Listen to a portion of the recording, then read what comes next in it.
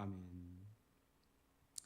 오늘은 당신은 어디로 가고 있습니까? 라는 제목으로 함께 말씀을 나누도록 하겠습니다.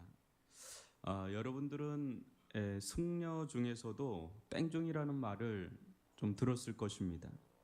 땡중은 좀 비서고고 보다 점잖은 말로는 파괴성이라고 하죠. 계율을 파괴하는 승려다, 그런 거죠. 우리가 잘 아는 여러분 원효대사도 파괴성으로 낙인 찍혔다는 걸 아십니까? 그에 대해서 다음과 같은 기록이 있습니다. 거사와 함께 술집과 기생집을 드나들고 사당에서 검은고를 뜯고 여연집에서 자기도 하며 도무지 일정한 규범이 없었다. 중이 중답지 못할 때 우리는 땡중, 파괴승이라 부릅니다. 근데 오늘 살펴볼 이 요나서를 보면 요나라는 선지자가 마치 땡선 같아요. 선지자긴 선자인데 이 파괴선 이렇게 부를 수도 있을 것 같아요. 선지자 중에 어떻게 이런 인물이 있나 의구심이 들 정도로 아주 유별납니다. 여러분도 좀 읽어본 분은 알겠지만 저는 요나서를 대학생 때 처음 한번 배웠는데 배우면서 얼마나 웃었는지 모릅니다. 선지자라 하나 틀에 갇힌 모습이 전혀 없습니다. 어떻게 보면 너무 솔직해요. 그래서 막 웃기고 또 너무 엉뚱해요. 그래서 또 웃기고 선지자계의 코미디언이 아닌가 그런 생각이 듭니다. 베드로 봐도 웃길 때가 있잖아요. 근데 요나 보면 정말 웃깁니다.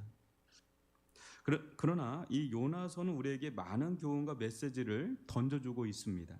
오늘부터 대략 6번에 걸쳐서 이 요나서를 살펴볼 텐데 요나서를 통해 이 시대를 향해 또 이 시대 우리 교회를 향해 또 우리 각 사람을 향해 주시는 하나님의 마음과 뜻을 발견할 수 있기를 주님의 이름으로 축원합니다. 여러분 1절을 같이 한번 읽어볼까요? 시작. 여호와의 말씀이 아미떼 아들 요나에게 임하니라 이르시되. 이 구절만 보면 요나는 여느 선지자들과 다를 바 없습니다. 어느 날 요나에게도 하나님의 말씀이 임하였고 그는 알았습니다.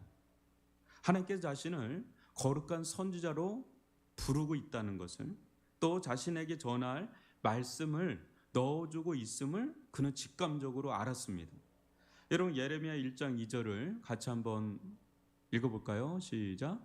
아몬의 아들 유다왕 요시아가 다스린 지 13년 만에 여호와의 말씀이 예레미야에게 임하였고 또 에스겔서 1장 3절도요. 갈대아 땅 그발 강가에서 여호와의 말씀이 부시의 아들 제사장 나 에스겔에게 특별히 임하였고 여호와의 권능이 내 위에 있으니라. 이런 이 말씀이 정통 선지자에게 선지자가 부름받을 때 전형적인 공식이에요. 이 말씀 요나가 짜퉁 선지자나 거짓 선지자가 아닌 대선지자 예레미야나 에스겔과 어깨를 나란히 할 수 있는 정통 선지자로 부름받았다는 사실을 보여줍니다. 이게 비슷해요. 이 면에서는. 그런 그에게 하나님께서 처음 주신 선자의 미션이 무엇인지 2절을 또 같이 읽어볼까요? 시작. 너는 일어나 저 큰 성읍 니느웨로 가서 그것을 향하여 외치라. 그 악독이 내 앞에 상달되었음이니라 하시니라. 이 말씀을 어떻게 받아들이냐에 따라서 뉘앙스가 상당히 달라집니다. 하나님의 면전에서 악독이 차오를 대로 차오른 이 니느웨의 심판의 메시지를 전하라 하면 전하지 못할 이유가 없죠. 가감없이 아주 속 시원히 심판과 저주의 말씀을 전할 수 있습니다. 그러나 한 번 더 생각하면 상황은 완전 달라집니다. 말씀은 무슨 말씀? 그냥 지도새도 모르게 그냥 심판하면 될 것을 왜 900km가 넘는 곳까지 가서 심판의 메시지를 전하라 하지? 그것도 심판하기도 전에 미리 이거 회개할 수 있는 기회, 심판을 모면할 수 있는 기회를 주시려는 것 아니야? 이렇게 생각이 여기에 미치면 선지자는 상당히 난감할 수 있는 상황입니다. 당시 니느웨는 아시리아의 수도로서 아시리아는 이스라엘에게 있어서는 여러분 최고의 적국이에요. 이스라엘이 누구에게 멸망당하죠? 아시리아입니다. 북이스라엘은. 많은 고고학자들은요, 아시리아만큼 잔인했던 제국은 없었다고 할 정도로 이들은 혀를 내두를 정도로 아주 잔인하기로 유명했던 민족이에요. 성경에도 나오는 사네립이 있죠. 그의 손자 아술 바니발은 상습적으로 입술을 뜯어내고 손목을 잘랐다 그래요. 그 상대 국가의 포로들 이런 자들. 또 디글렛 블레셀은 살아있는 사람의 가죽을 벗기는 그런 일을 서슴지 않았다고 합니다. 또 희생자들의 어떤 목을 베어서 산더미처럼 쌓아 올린 것을 즐겼던 자라고 합니다. 굉장히 잔인하죠. 그냥 죽이는 게 아닙니다. 또 자기 민족끼리도 엄청난 만행과 제약을 주고받는, 그래서 악을 쌓아갔던 그런 민족입니다. 지금은 여러분 흔적도 없이 사라졌지만 당시는 지금의 중국이나 미국과 같은 패권 국가였던 자들이 아시리아. 그래서 성경을 읽다 보면 아시리아가 상당히 많이 나옵니다. 어느 순간에 보면 또 어느 순간에 또 사라지죠. 이에 하나님은 무엇이라고 합니까? 그 악독이 내 앞에 상달되었습니다. 여러분 이 대목이 어디에 딱 두 장면이 나옵니다. 어디 나온지 알아요? 이 악독이 내 앞에 상달됐다. 이 표현이 딱 두 장면이 나오는데 창세기의 노아 홍수 때 나오고요. 또 소돔과 고모라 때 그때 나옵니다.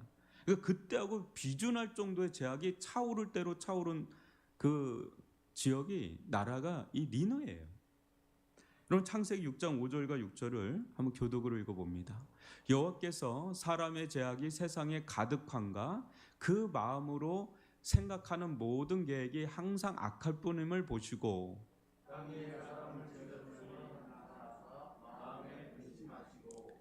제약이 세상에 가득함과 그 이 부분이에요.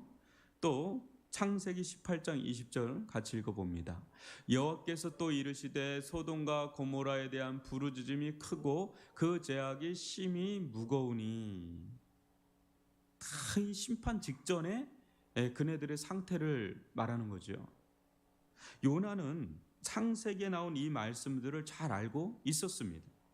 그렇다면 그는 이 노아 홍수 심판 전에 하나님께서 120년 동안 회개할 기회를 주었음과 또 소돔과 고모라 또한 천사를 보내서 기회를 주었음도 잘 알고 있었을 것입니다. 그럼에도 불구하고 요나는 좀 다른 사람이었어요. 이러면 전회로 가야 되잖아요. 선지자 중에 전화로 안 간 사람이 누가 있어요? 다 가죠. 이 사람 안 가잖아요. 여러분 열왕기하 18장 25절 보면 이 사람에 대해서 좀 우리가 이해할 수 있는 면이 나옵니다. 한번 읽어볼까요? 이스라엘의 하나님 여호와께서 그의 종 가드헤벨의 아들 선지자 요나를 통하여 하신 말씀과 같이 여로보암이 이스라엘 영토를 회복하되 하맛 어기에서부터 아라바 바다까지 하였으니. 북이스라엘이 아시리아에 멸망하기 전 솔로몬 이후에 가장 부강했던 시대, 이 여로보암 시대를 같이 왕과 섬겼던 자가 이 요나 선지자예요. 이런 요나 선지자에게 아시리아는요, 우리나라로 치면 일본을 미워하는 것 그 이상이었습니다. 아주 미워했습니다. 그는 자기 민족의 부국강성이 중요했던 민족 우월주의자였어요. 선지자긴 선지자인데 선자도 자기 기질이 있잖아요. 굉장히 민족 우월주의자였어요. 왜냐하면 그때 당시 가장 부강했던 그런 시대를 풍미했던 선지자니까. 그런 그에게 다른 민족도 아닌 자기 민족을 호심탐탐 멸망시키려고 하는 아시리아에 가서 회개할 기회를 줄 말씀을 전하라. 이는 죽으면 죽었지 절대 못할 일이 돼버린 거예요. 여러분 어떻게 생각하십니까? 자기들을 잡아 죽이려는 이 나라가 구원받았으면 좋겠습니까? 아니면 하나님의 심판과 저주 속에 완전히 그냥 사라졌으면 좋겠습니까? 속 시원하게 그냥 확 그냥 일본 그냥 확 그냥 바닷물에 가라앉고 그냥 지진 나고 화산 터지고 막. 제가 707 부대 쪽을 한번 가본 적이 있었거든요. 하얼빈 지역에. 거기 있는 사람들이 일본을 그렇게 미워하는지 몰라요. 우리나라 이상으로 미워하더라고요. 거기서 너무 많이 이제 뒤어가지고. 요나처럼 대부분 사람들 다 후자를 택할 겁니다. 싹 그냥 뭐, 그죠? 그래야 하나님이 하나님인 거 아니에요? 저렇게 만행을 행하고 악을 행하는 거 그냥 싹 그냥 없애버려야지 그게 하나님이지. 그래야 공의의 하나님, 정의의 하나님 아니겠어요? 온갖 악행을 저지르는 자들이 속절없이 패망하는 것이 얼마나 옳은 일입니까? 그러나 하나님은 다르신 거예요. 하나님 다르신 거예요. 하나님 이스라엘뿐 아니라 니느에도 구원받기를 원하시는 겁니다. 이게 이제 소화가 안 되는 거예요. 이 하나님의 마음. 여기서 하나님의 생각과 우리의 생각이 다릅니다. 예수님 당대에도 바리새인과 서기관 같은 종교 지도자들은 이 세리와 창녀 같은 죄인들은 지옥의 불쏘시개가 되기를 강구했어요. 이방인까지도 철저하게 따돌렸고 선을 긋고 차별했습니다. 근데 예수라는 청년이 와서 세리와 창녀 같은 죄인들과 어울리며 구원의 메시지를 전하니 아주 죽이고 싶을 정도로 미웠던 겁니다. 완전 저 뭐야 막 이런 거죠. 그럼 주님은 무엇이라고 합니까? 누가복음 18장 9절로 14절을 교독으로 읽어봅니다. 또 자기를 의롭다고 믿고 다른 사람을 멸시하는 자들에게 이 비유로 말씀하시되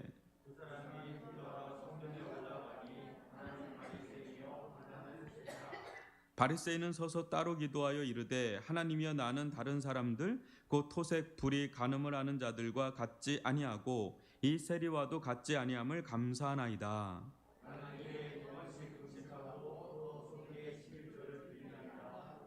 세리는 멀리 서서 감히 눈을 들어 하늘을 쳐다보지도 못하고 다만 가슴을 치며 이르되 하나님이여 불쌍히 여기소서 나는 죄인으로소이다 하였느니라.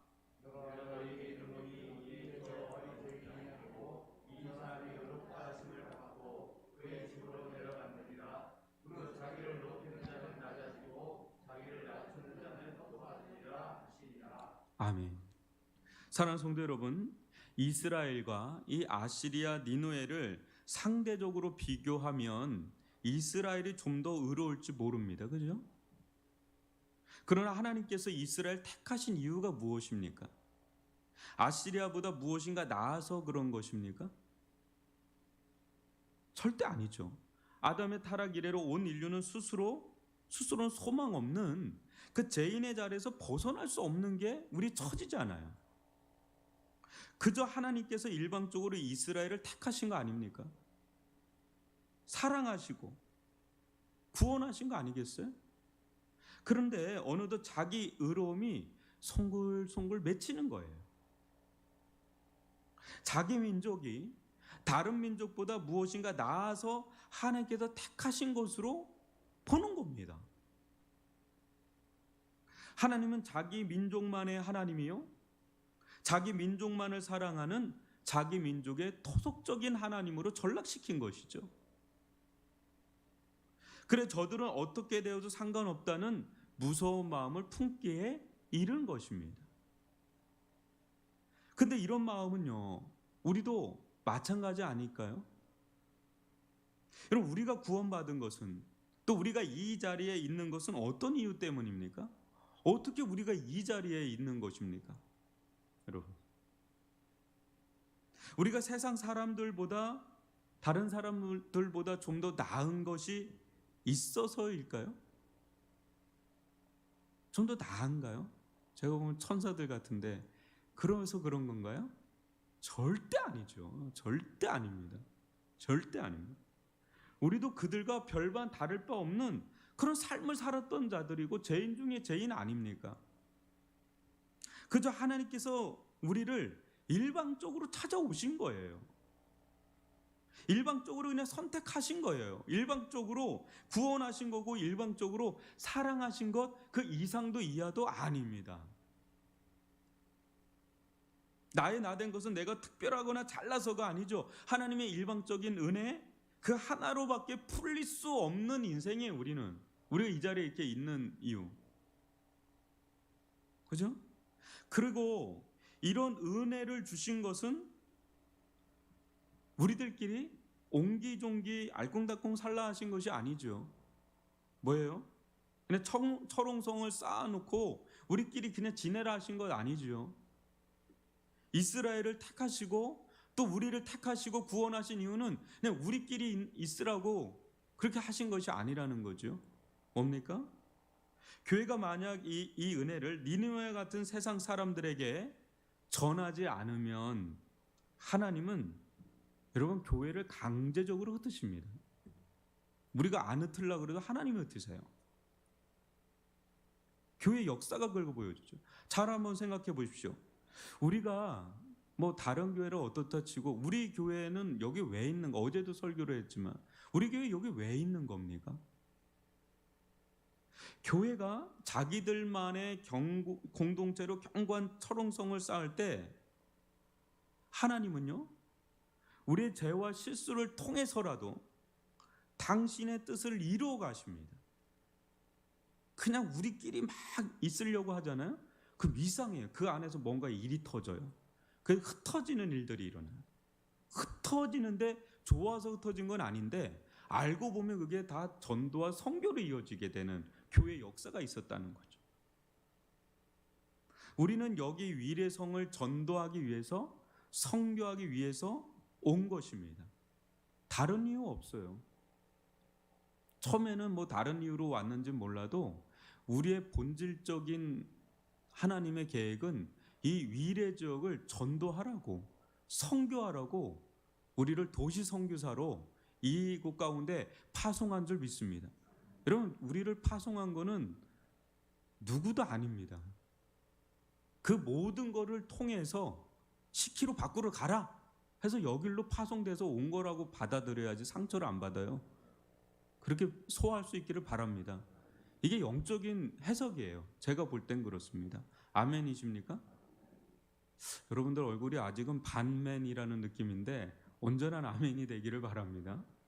여러분 그러나 요나의 반응을 한번 보세요. 3절입니다. 시작. 그러나 요나가 여호와의 얼굴을 피하려고 일어나 다시스로 도망하려 하여 욥바로 내려갔더니 마침 다시스로 가려고 뱃삭을 주고 배에 올랐더라. 다시스는 오늘날 스페인의 남쪽 타르테수스라고 합니다. 저는 뭐 이거 있는지도 모르겠는데 이는 이스라엘에서 서쪽으로 한 300km 떨어진 도시라고 그래요. 굉장합니다. 3,000km. 놀랍습니다. 니느웨가 이스라엘에서 동쪽으로 900km라고 그래요. 그걸 감안하면 이제 4,000km예요. 이 요나가 가야 될 거리가 4,000km. 여러분 오늘날 4,000km도 어마어마한 거리잖아요. 당시로선 제가 볼 땐 지구 이쪽 끝에서 저쪽 끝이라고 생각할 것 같아요. 도보 시대 아닙니까? 근데 이 이스라엘에서 이 다시스까지 가는데 1년에 100길이 필요하대요. 1년여 동안 배를 타고 가는 길이 엄청난 겁니다. 여러분 크루즈도 그 정도 안 될 겁니다. 1년을 가야 돼요. 근데 뱃삭이 어마어마했다 그래요. 이때 당시. 그렇지 않겠어요? 그죠? 요나가 얼마큼 하나님의 얼굴을 피하고 싶었는지를 보여주는 대목이에요. 아주 그냥 하나님을 떠나도 그냥 아주 그냥 끝까지 지구 끝까지 가가지고 그래도 하나님 떠나고 싶은 그런 모습이에요. 그만큼 하나님의 뜻과 계획이 죽도록 싫은 거야. 아주 싫어도 너무 싫은 게 정반대로 3,000km 맨 끝까지 가는 사도 바울이 당대 끝이라고 생각했던 이 스페인 거기까지 가려고 했던 거예요. 근데 신기한 게 뭐냐면요, 여러분 모든 길이 순적하게 열리는 거예요. 모든 길이 순적하게 열리고 참 기가 막히게요. 다시스로 가는 배를 또 만납니다. 자기가 원하고 바라는 다시스로 가는 배를 만나고 그 엄청난 뱃삭까지 착착 준비가 돼 가니까 이게 뭐 할렐루야죠. 뭐 만사형통입니다. 근데 이때 당시는 이게 위장된 만사형통이라는 걸 몰랐던 거죠. 성도 여러분, 우리는 때때로 여러분 주변에나 이렇게 좀 보실 수 있습니다. 나 자신을 봐도 또 상대방을 봐도 저렇게 살면 안 되는데 잘 되는 사람이 있어요. 우리는 알잖아요. 저렇게 살면 안 되는데 안 돼. 이게 불안한 사람이 있어요. 잘 되는데 옆에서 보면 불안한 거. 나도 그래요. 나도 이게 잘 되고 있는데 불안해. 위장된 만사형통. 신기한 겁니다. 어떻게 저렇게 사는데 잘 될까? 저렇게 살면 안 되는 게 정상인데 왜 이렇게 잘 될까? 뭐 이런 거 있잖아요. 근데 정말 그 사람이 하나님께서 택하신 자라면 조금 더 두고 보십시오. 반드시 하나님의 손아귀에서 벗어날 수 없다는 것을 보게 될 날이 올 것입니다. 이거 내일 살펴보겠습니다. 배우 고 김재호 권사님 여러분 아시죠? 이분이 자신이 늘 대뇌였대요. 하나님께 돌아가야지 이 말을 했대요. 어릴 때 교회 다닌 게 있었어. 미션 스쿨 다닌 게 있었어. 근데 이분이 뭐 엄청나게 잘 나갔더라고요. 젊을 때. 저는 잘 모르겠는데 뭐 엄청난 화려한 뭐 성공, 뭐 연일막 트로이카 1970년대 트로이카 3인방 중에 한 분이었다고 그래요. 맞나요? 탁권사님? 네. 차일피일 미룬 거예요. 그러다 보니까 뭐 연일 뭐 화려한가 성공 속에 막 차일피일 미뤘어요. 근데 그러다가 뭐 이렇게 적지 않은 낭패도 맛봤죠. 인생 가운데. 그래도 하나님 조금만 더 기다려 주세요. 조금만 더 기다려. 저 갈게요. 이런 마음을 품었대요. 근데 그날 언니가 죽었다는 소식을 듣습니다. 그리고 충격을 받고 바로 교회에 등록하고 나와서 이제 그때부터 아주 신앙생활을 아주 잘 하셨죠. 여러분, 형통함은 좋은 거죠. 그죠? 형통함 좋은 겁니다. 그러나 위장된 형통함도 있다는 것을 잊지 말아야 됩니다. 위장된 형통함에 빠져서 하나님의 낯을 멀리 피하지 마십시오. 세상 사람들이 영적으로 어떻게 되든 말든 나만 잘 되면 된다는 생각은 매우 위험천만한 생각이에요. 이 세상이 어디를 가든 이 세상이 어떻게 되든 뭐 나만 잘 되면 된다. 나만 구원받으면 된다는 생각은 굉장히 위험천만한 생각입니다. 여러분, 이 세상 어디를 가든 하나님의 손아귀에서 벗어날 곳은 단 한 군데도 없습니다. 잠시 잠깐의 형통함에 빠져서 이 하나님의 뜻을 거역하며 살지 않기를 바랍니다. 주님이 아니 계신 곳은 이 세상 어디에도 없습니다. 하나님께서 우리에게 원하신 바는 분명합니다. 하나님은 우리가 세상의 생명과 소망을 전달하는 이 구원의 방주, 선교의 사명을 감당하기를 가장 원하세요. 하나님께서 우리를 이곳에 세운 이유는 복잡하게 생각하지 않아도 됩니다. 아주 정직하게 한번 생각해 보세요. 우리를 구원하시고 나를 이곳 가운데 세우신 이유는 무엇인가? 우리를 이곳 가운데 세우신 이유는 무엇인가? 우리에게 생명의 복음을 주신 이유가, 또 우리에게 섬길 힘을, 또 에너지를, 물질을 주신 이유가 무엇인가? 다 뜻이 있어서 주시는 거예요. 여러분들에게 생명을 주시고 복음을 주시고 은혜를 베풀어 주시고 믿음을 주시고 또 공동체를 주시고 여러 가지 여러분들 가운데 자원을 주신 이유는 아주 분명한 겁니다. 세상의 니느웨와 같은 이 세상 사람들을 너도 그 중에 하나였지 않느냐. 이전에 너도 그들 중에 하나였다. 이제 네가 나의 마음과 뜻을 품고 가서 너희들이 가서 내 마음과 뜻을 외치라는 거예요. 외치라. 일어나서 외치라는 거예요. 아무리 악독이 가득한 이라 할지라도 구원이 필요로 하는 자다. 구원을 필요로 하는 자다.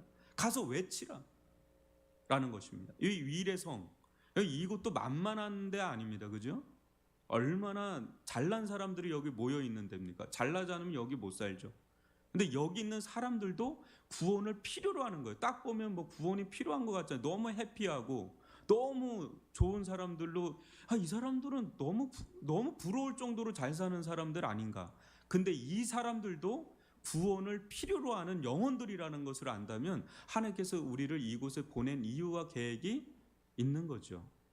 그런 마음을 품고 우리가 이 땅 가운데 이 생명의 복음을 증거하는 사명이 있다라는 것을, 그것을 억지로 내 영혼에서 지어내려 하지 말고 그것을 품고 그 말씀을 증거하는, 복음을 전하는 그런 자들이 되기를 주님의 이름으로 축원합니다.